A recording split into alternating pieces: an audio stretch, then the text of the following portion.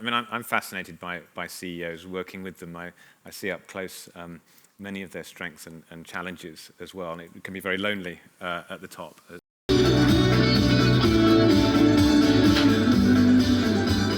Any thoughts from your career for those here today who want to grow and scale businesses globally?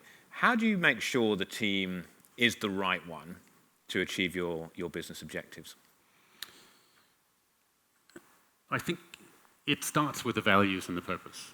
I think you've got a sense that there's the right alignment between values, purpose of the individuals and the company. For me, that's always been critical, but I think it's even more critical now that aligns. And what also I think is happening is you get a lot more decentral organization, a lot more dispersed organizations, and because of digitization and the response time you have to have and the agility and speed you have to work with in the organization, you have to delegate substantially more and empower substantially more than you used to.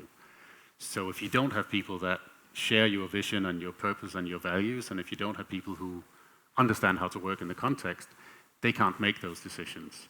And you go back to sort of a more traditional leadership style.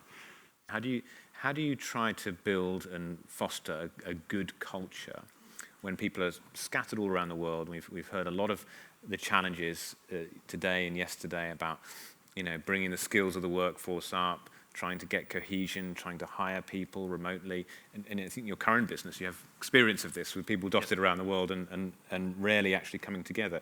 Any recommendations for doing that well? So we actually invested quite heavily up front in an HR team. And part of the role of that HR team is actually figuring out what are the tools, the mechanisms, the processes we're going to work with to get people to be part of a coherent culture. So we only really have one head office, and then we have people of, I think, 32 nationalities in 30 different countries working from home.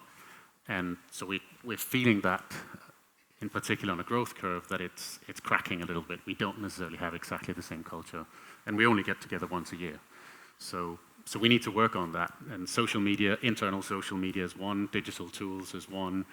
But I think what we also learned that during COVID, everything went, right? So people would have, Zoom pub crawls, and they would have all kinds of Zoom gatherings.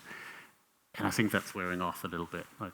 People don't want to go and do bingo on Zoom anymore, right? That wasn't really what they were here to do. So I think those tools are all in the works, being developed now and figuring out what's the right thing to do for your company. And how then, as the CEO, the leader, how do you translate your own values? Because there are things we all care about. There are things that we all think are important in the workplace and beyond.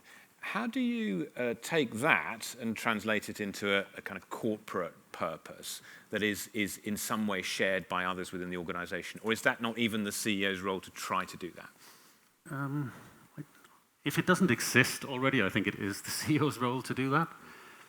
But for me, you can't really compromise on that. So I think to some extent you can set your own fingerprint on the organization. In particular, if you're the founder or the owner, you can set your own direction for it. But you have to align with the board and the shareholders about what is the culture and purpose that you set forth.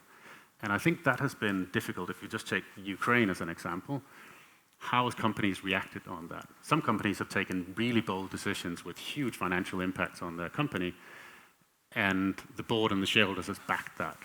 Other companies have not. I just wonder on the communication front, what do you think the good CEOs need to do? I think there are a couple of different challenges with communication. One is finding the right communication channels. And there are lots of digital tools that actually makes it possible now to communicate to the entire organization very easily and very frequently. But on the receiving end, people are overloaded with communication on so many different channels. Right, so how do you get the right channels to work so you can communicate? And the second thing, again, I think is the real reinforcement is you can't, as a CEO, do all the communication. If your managers in the organization do not sort of continue that communication and reinforce that communication and spend time communicating with their teams, and again, if you assume they do but they don't, then it is going to crack. So it's a balance of how you get it done, but you can't do it all yourself. There's two things that would matter to me as a CEO. One is that I work very hard to empower the organization, and I think taking that empowerment is crucial, and not delegate the decisions and the challenges back upwards, but actually taking that empowerment and taking accountability. The other is be open and challenge the CEO. So being a CEO, you are isolated by definition.